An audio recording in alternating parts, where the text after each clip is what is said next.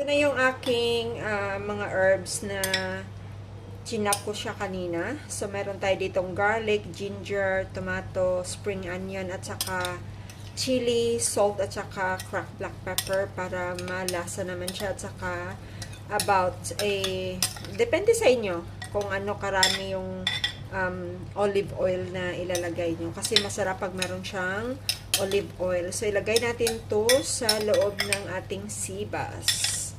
So, ayan. I-mekos-mekos lang natin muna siya bago natin siya ilagay sa loob.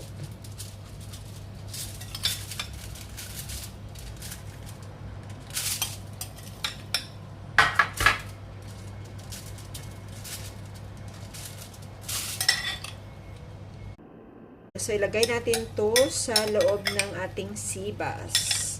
So, ayan. I-mekos-mekos lang natin muna siya bago natin siya ilagay sa loob.